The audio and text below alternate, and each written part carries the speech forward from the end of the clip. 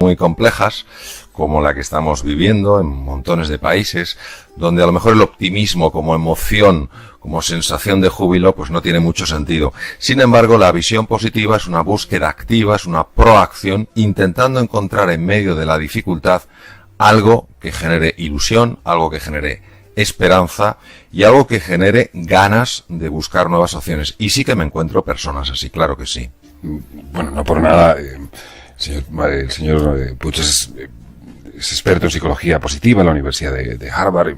Usted ha conseguido convertir, a ver cómo lo digo, convertir el cerebro, su cerebro, y no solamente en un instrumento perfecto para relacionarse con el entorno, sino como una herramienta con la que se gana la vida. Sí, yo quisiera que mi cerebro fuera un instrumento perfecto. Estamos mirando atentamente a su cabeza en este momento. Sí, nos dijeron, por cierto, que el de Einstein era más pequeño de lo habitual. Eso nos dejó una esperanza. El cerebro de Einstein se sabe muy bien cómo era porque se le extirpó cuando murió en 1955 en el hospital de Princeton.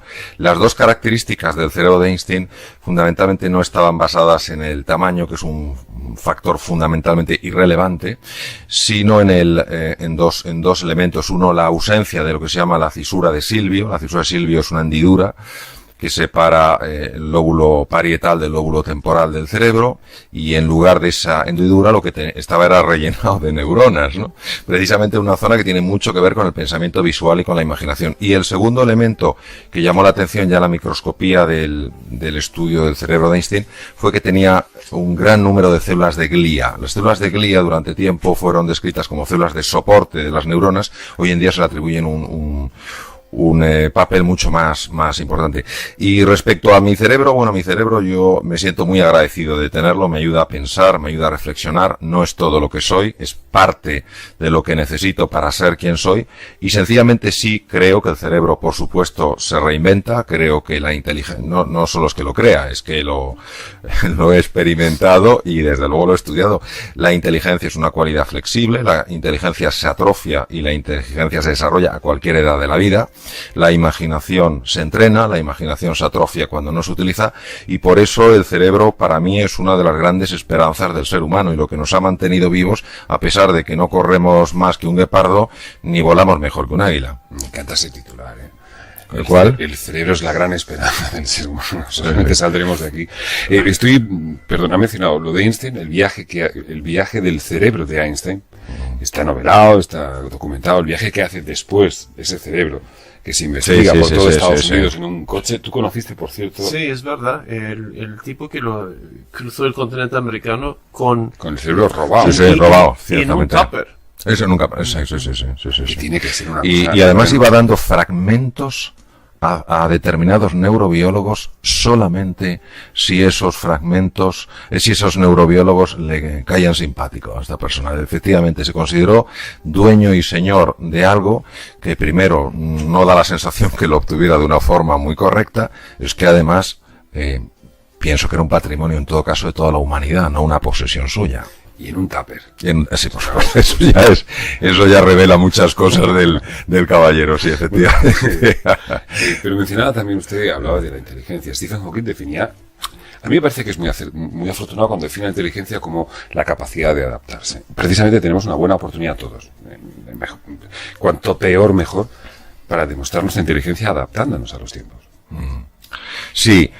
A ver, la inteligencia es un concepto muy difícil de limitar porque incluye muchas cosas. La inteligencia no podría funcionar bien sin la memoria, la inteligencia no podría funcionar bien sin la imaginación y la inteligencia, desde luego, no podría funcionar bien sin las emociones.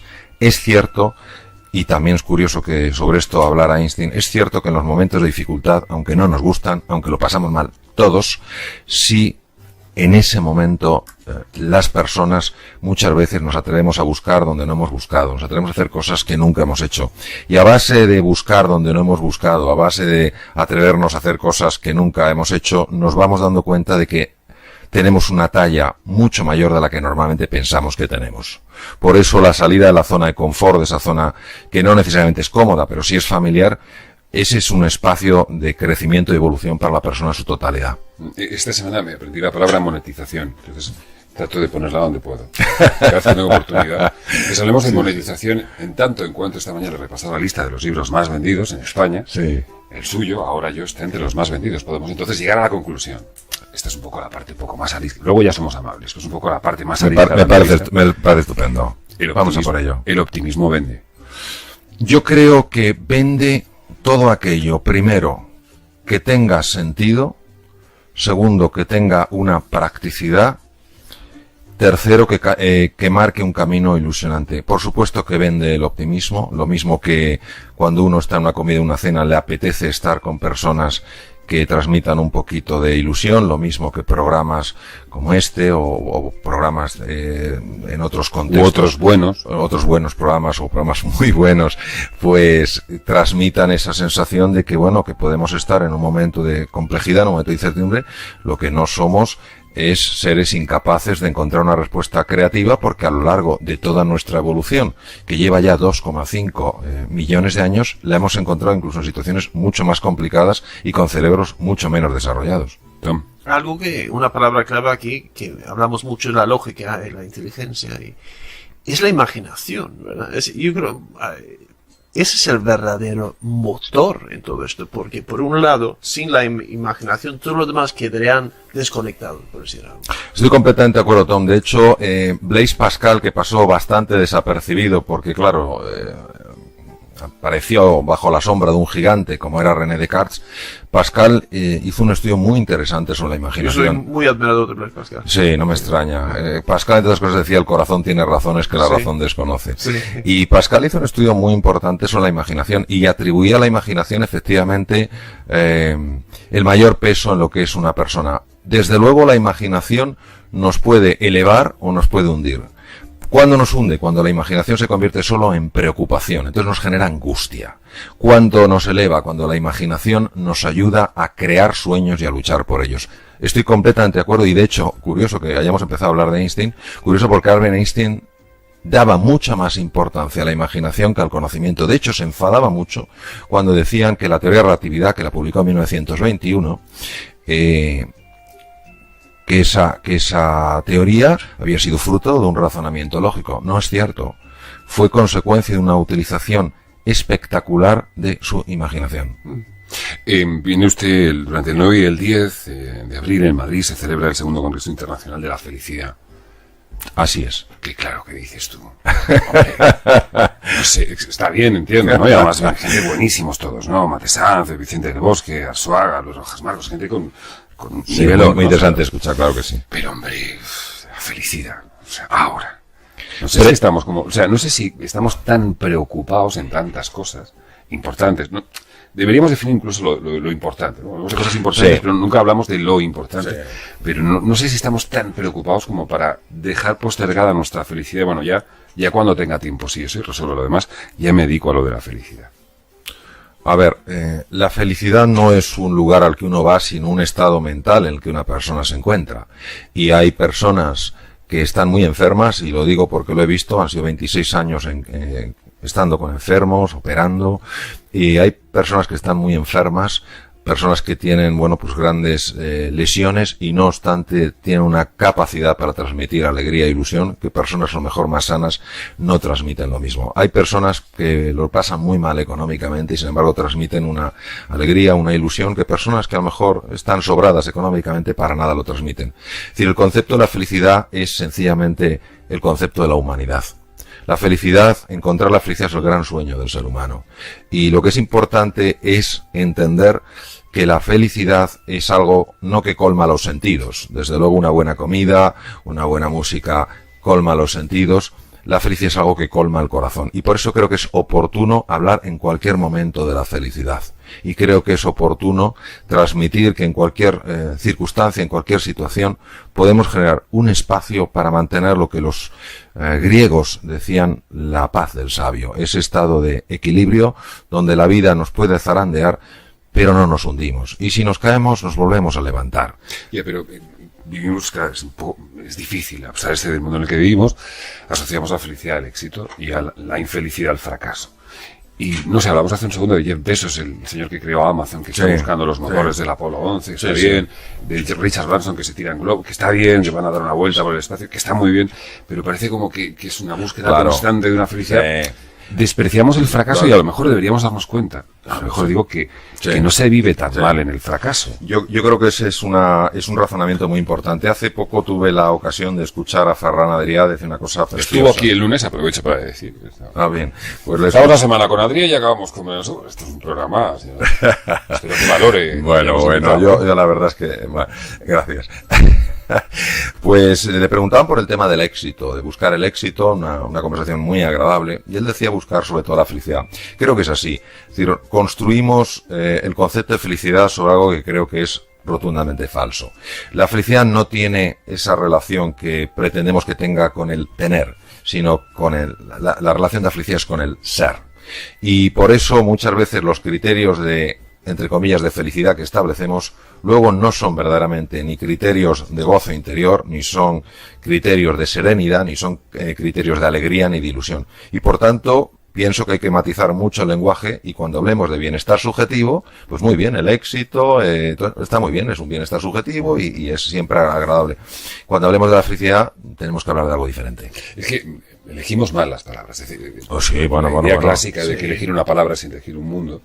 Es que elegimos muy mal. O sea, nos pasamos el día cometiendo errores que pasan desapercibidos. En eso la clase política, quizá también, incluso los periodistas hacemos mucho daño, porque empezamos a deformar tanto el lenguaje que las palabras por el exceso de utilización, dejan de tener sentido. Entonces, el éxito, por ejemplo, éxito, es una palabra que en el fondo no significa nada. Como tal, no significa absolutamente nada. Lo comparto plenamente. Además, nos introduce en lo que es un dilema. Es, o tienes éxito, o eres un fracasado. ¿Éxito o fracaso? Pero bueno, será cada uno el que defina en sus propios términos lo que es el éxito. Y sobre el lenguaje, el filósofo Ludwig Wittgenstein dijo: los límites del lenguaje, los límites de mi lenguaje son los límites de mi mundo. No somos conscientes del poder de las palabras. Y si fuéramos todos más conscientes del poder de las palabras, matizaríamos mucho mejor aquello que queremos decir. Las palabras abren cajones emocionales en el ser humano. ¿Cuál es su palabra favorita? Alegría. Se lo pregunto porque yo quiero contar la mía. ¿Sabe cuál es la palabra que más me gusta del... No lo sé, porque no tengo una bola de cristal, pero la verdad es que tengo interés en saberla. ¿Sabemos la palabra que más me gusta? La que más, con diferencia. La palabra que más me gusta es sí. Muy bien. Esa es la palabra que más me gusta de todo el lenguaje que utilizo. Sí. De todas las expresiones que existen, la que más me gusta es sí. Sí. También. Sí. Es mejor que alegría, perdón. O sea. No entraré a discutir. A mí me gusta mucho el aikido, y en el aikido nunca se entra en la confrontación directa. Es como el chiste aquel que, maestro, ¿cómo ha llegado usted a los 120 años? Dice, no discutiendo nunca. Dice, hombre, no será por eso. Dice, pues no será. ¿Ha entendido bien? ¿Usted practica aikido? No, yo practiqué varias artes marciales. Sí. Era un paréntesis, pero... Sí. Pero usted, ¿en serio? Sí, yo practiqué. Usted repartía bien. No tiene aspectos. Nunca lo vi como el arte de repartir. No, que sí, también meditación, todo está en el interior. Sí. 3 veces a karate, ¿eh? Sí. Cuidado. Sí. A ver, las artes marciales, lógicamente, le preparan a uno muy bien para la defensa personal. Lo más hermoso de las artes marciales es cuando nunca tienes que utilizarlas. Pero usted podría utilizarlas si quisiera. Es parte de lo que soy, ya estoy muy desentrenado, hubo una época en la que estuve bastante entrenado, claro que sí. Lo que es importante entender en las artes marciales es que fundamentalmente, y así fueron creadas al menos por los maestros de las disciplinas que yo practiqué, como el arte de mejorarse a uno mismo, no el arte de vencer a nadie o de derrotar a nadie. Pero... Sí, como todo en la vida, puede tomar giros sorprendentes. Lo que pasa es que el giro que tome no necesariamente implica la belleza del arte en sí. Hay personas que yo he tenido algún maestro en algún arte marcial de tremenda violencia y por eso directamente me marché, y a pesar de eso tenía pues estoy pensando, por ejemplo, en un 7º Dan, y lo máximo que hay en el mundo es el 10º Dan, que es el creador de la escuela. Y he tenido otros maestros con una paz y una tranquilidad. Entonces, bueno, pues cada uno lamentablemente transforma el arte marcial en base a las medidas de su recipiente mental. Aquel que lo utiliza para la violencia, pues será un arte violento. Aquel que lo utiliza para su mejora personal, pues será una mejora personal. Bueno, los japoneses, yo practico el sabio japonés. Hay un sabio que dice que hay la espada que mata y la espada que da vida, ¿no? Que ese es un clásico. Pero si ponemos brevemente la alegría, a mí prefiero también la alegría más que felicidad, porque es más fácil para mí personalmente entender. Si ponemos la alegría o la felicidad en una perspectiva histórica, por ejemplo. Sí. Yo leí en un sitio que, no sé dónde, en la Edad Media era considerado un pecado la tristeza en Europa. Históricamente, el ser moderno tiene más tendencia a la tristeza que nuestros antepasados. ¿Es posible la palabra, decir o definirse así? ¿No? La palabra pecado tiene una raíz en el arameo y quiere decir error. Entonces, es un error. Yo creo que la tristeza es parte de nuestra vida, y si, yo que sé, un ser querido sufre o le pasa cualquier cosa, es absolutamente humano sentir tristeza. Lo que creo que es un profundo error es vivir en la tristeza. Una cosa es una emoción y otra es un estado de ánimo. Las emociones las tenemos, en los estados de ánimo vivimos. Vivir en la tristeza es muy negativo para la persona, es muy negativo para la salud, y por eso pienso que hay que salir de aquí. Bueno, hablamos del 9 y 10, un congreso sobre la felicidad. Segundo, hablando en serio, es muy necesario hablar sobre nuestra felicidad y hacerlo con quizá la gente más dotada y capaz de hablar de esa felicidad. Hablamos de un libro que está entre los más vendidos, Ahora yo, del señor Manuel Sopucho, y hablamos de la ciencia. Últimamente en España hablamos mucho de ciencia. Lo que pasa es que no lo hacemos en el sentido correcto, no hablamos de sus grandes hallazgos, de lo útil que resulta la vida, sino de los recortes en la ciencia. Usted proviene de Harvard, es miembro de la Academia de Ciencias de Nueva York, de la Asociación Americana para el Avance de las Ciencias, y parece que cuanto más evidente resulta que invertir en ciencia, voy a ponerlo, la monetización de cada euro que invertimos en ciencia, por cada euro obtenemos 2, 3, así está difícil de calificar el beneficio, pero cuanto más parece evidente que hay que invertir en ciencia, en España menos invertimos. No sé si es por ser originales, no sé por qué. Desde luego es una reflexión interesante, yo daré aquí mi perspectiva. El proceso de descubrir algo es un proceso largo. Es un proceso que tiene su dinámica. Necesita una paciencia que sencillamente significa saberse adaptar a los ritmos naturales de las cosas. Cuando un investigador, que se está dejando la piel con todo su equipo, para intentar buscar una solución a un problema, para mejorar una situación, se le exige un resultado ya, es que no se está entendiendo en qué consiste el proceso creativo. Yo pocas personas he visto con tanta dedicación como aquellos científicos que están en los laboratorios, que comen en el laboratorio, que cenan en el laboratorio, que se llevan el experimento mentalmente a su casa, y que saben perfectamente que la ciencia necesita para su despliegue y su desarrollo un tiempo.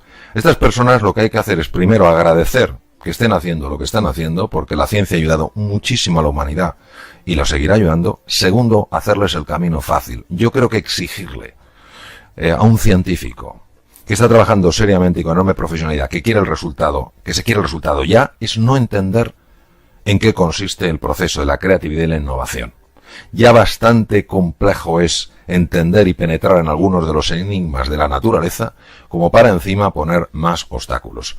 Y pienso que cuando se les da cancha, cuando se les entiende y se comprende la dinámica de un proceso creativo, los frutos empiezan a salir, pero no si se les mete una presión innecesaria. Usted no podría pasar más tiempo en España del que pasa. Es que, claro, le oigo hablar ahora, y es verdad que por aquí pasa mucha gente, sí, recibimos a mucha gente, y todos ellos tienen nuestro respeto, pero a veces no hablamos claro, incluso damos muchas vueltas para hablar de una idea simple. Usted habla muy claro, usted no podía pasar aquí un tiempo, hablar de esto más veces, de una forma más... Yo estaré encantado de venir todas las veces que me inviten. No quedarse, hablo de quedarse. Señor, paso mucho tiempo aquí, lo que pasa es que me muevo mucho. Y además, francamente, yo creo que hay gente extraordinaria aquí, gente extraordinaria. Lo que pienso que ocurre, y tenemos en esto una enorme oportunidad de mejora, es que no nos lo creemos. No nos creemos todo el talento que tenemos, toda la capacidad que tenemos, toda la energía y toda la enorme creatividad. Y esto no lo digo para que nos hinchemos, para que se nos infle el pecho, no es un canto a la arrogancia, sino sencillamente un justo reconocimiento de que nosotros, como españoles, tenemos capacidades extraordinarias y somos absolutamente competitivos. Pero ya lo decía Henry Ford, que no fue el creador del primer coche, el primer coche fue un Daimler, pero sí el creador de la primera línea en serie de automóviles. Dijo algo que es muy importante recordar, tanto si usted cree que puede como si usted cree que no, está usted en lo cierto. Pero sencillamente tenemos que creer que somos capaces, porque verdaderamente somos capaces. Pero nosotros no vivimos al nivel de nuestros talentos, vivimos al nivel de nuestras creencias. Son nuestras creencias como personas, en este sentido, las que tienen que transformarse. Somos perfectamente capaces de salir adelante. ¿Y cuántas personas están siendo ejemplo de lo que se puede hacer, ejemplo para otros países? Claro que sí. En fin, no puede usted irse. No, es cierto, no, en serio, lo digo en serio, no estoy bromeando. Ojalá tuviéramos a más gente aquí. Hay mucha gente muy brillante en este país, pero en este país hay gente muy brillante, pero de vez en cuando necesitamos que venga alguien y que nos lo recuerde. Vamos a poder asistir a esas conferencias sobre la felicidad dentro de unos días y vamos a poder tener la oportunidad. Está entre los más vendidos ahora yo, que es uno de los libros, de los más vendidos, insisto, de María Alonso Puig. Señor Puig, un verdadero placer. De verdad. Igualmente, muchas gracias. Es muy interesante y es una palabra que me gusta mucho también. Inspirador. Gracias. Cuando alguien es inspirador, cuando alguien te inspira algo bueno, algo positivo, generalmente la gente hace todo lo contrario, ¿no? Pasas el día rodeado de gente que te inspira malos pensamientos. Cuando alguien consigue inspirar algo positivo, es de agradecer. Así que se lo agradezco. Muchísimas gracias. Señor, muchísimas gracias. Un placer.